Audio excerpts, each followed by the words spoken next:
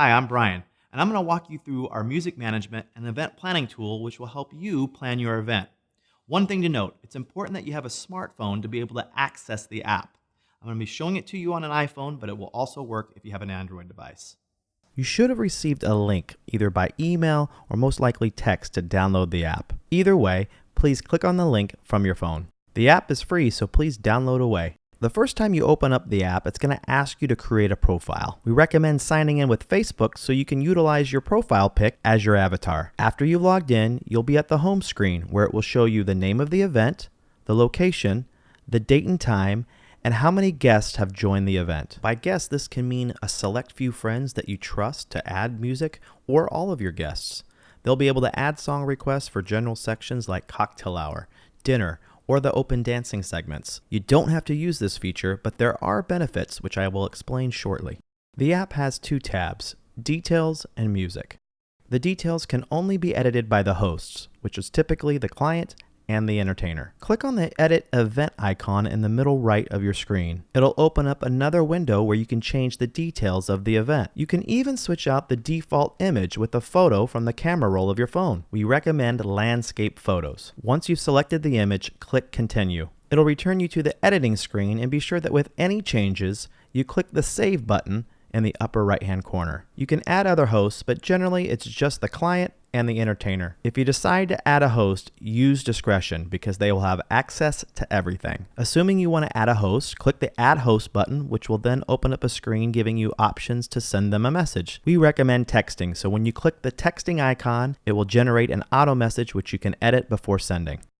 Let's talk through Social Share, which again is inviting guests to add in song requests to the general sections, like cocktails, dinner, and dancing. Again, you don't have to use this feature at all, but it could wind up being advantageous for you.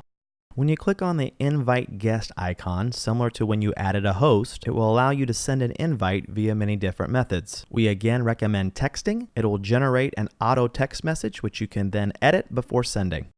It's time to get started on the music. Click the Music tab and it'll open up a different window for you. We've set up the app in a way that allows you to add songs as you think of them. Let's click on the Open Dancing Music section, and there are 3 ways to add a song: manually, through your Spotify playlist, or lastly, picking from a song list. So let's start with the manual way first. This way, you will add in the title or the artist of the song. So for instance, let's say we want to do a Beatles song. Now, you don't even have to spell it necessarily correctly. It'll pull up the most relevant song within YouTube's search engine. So that's the manual way. Let's talk about importing a Spotify playlist. If you've already created a playlist on Spotify of songs that you want to use for a specific section, in this case, we're in the open dancing segment. Let's click on Import Spotify Playlist, and it will open up a window for you to log into your Spotify account. Log in with your credentials, and then pick the Spotify playlist that you want, and then it will begin the process of importing that playlist into that specific section.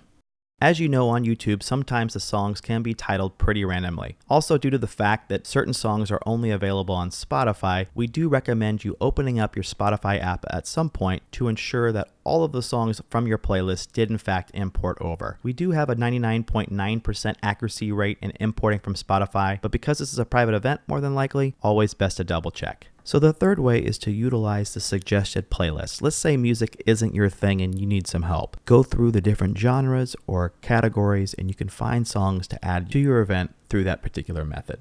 Click the back arrow 2 times and then you'll return to the initial song section. In the upper right hand corner of every song, you as the host will see 3 dots. Guests are not able to view this. When you click those 3 dots, it gives you some additional options to notate about that specific song. You can add some song notes in there, such as dedicate this to a specific person, or you can classify it differently, such as must play or do not play. You can move this song to completely different sections, such as dinner or cocktail hour. You can preview the song or remove the song completely. As you will see on the lower left-hand corner, there is a red icon. That is your display song option. By clicking that, you can change the order in which the songs are displayed. Now that you know how to add music, let me show you some other features. Your entertainer has already set up different sections for your specific event. With this example, we'll be dealing with a wedding, which has many different sections. A green color indicates that it's a single song or single event section.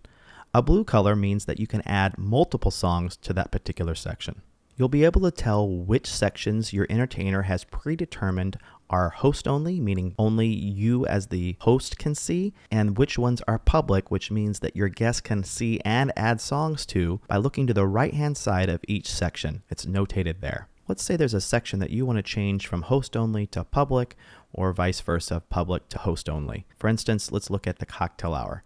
That currently says public. So we're going to change that to host only by clicking the edit button on the upper left-hand side of the screen. It will then open up a toolbar column allowing us to edit any event section we want. So if we click on that icon next to cocktail hour, we can change not only the name of the section, but hit the button that allows us to go from public to private. Once we do that and click save, then click done, as you look back in the section, it will now say host only, meaning only the host can see songs in that section. Let me show you 3 more features while we're on this screen. The first of which is the reorder button. You'll see that on the upper right-hand corner of your screen.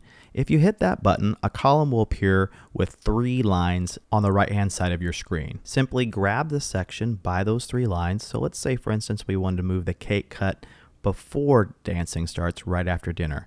I'm just going to grab it, move it there, and then click the done button again on the upper right-hand side of your screen, and voila, it's saved in that specific spot. For the last 2 features on this screen, you'll see those 2 icons to the upper right-hand corner of each section. One's a paper icon and one is a clock icon. The paper icon allows you to leave a note about a specific section. So for instance, with the first dance, if I wanted to let my entertainer know to only play the first minute 30 of the song, just click on that paper icon, leave the note, click save, and you'll know it's saved because that paper will be filled in all white. The clock is rather self-explanatory. Just click on that and it allows you to add a time to a specific section. Please note that by adding a specific time, it still does not change where that item takes place. You have to use the reorder function to be able to move it up or down. One last thing, your entertainer should have already inputted every section you could possibly need for your event. However, if you need to add a section, scroll all the way to the bottom and click Add a New Section. The last feature is on our Details tab, so click that icon on the upper left-hand corner, and you will see a button on your left-hand side in the middle of the screen that says Planning Form. Click on that hyperlink and it will then redirect you to the form where you can fill out everything on your phone. If you prefer to fill out the planning form on a computer, you'll see a little note there that says to copy and paste the link into a browser and you can complete it that way. One thing to note about the planning form as you're filling it out, you can click the save button or it will autosave every 10 seconds or so. Those are the major features right now. We're always looking to improve the product and the experience. So if you have any questions or concerns whatsoever, let your entertainer know directly and we'll do our best to address them. Have a blast planning your event.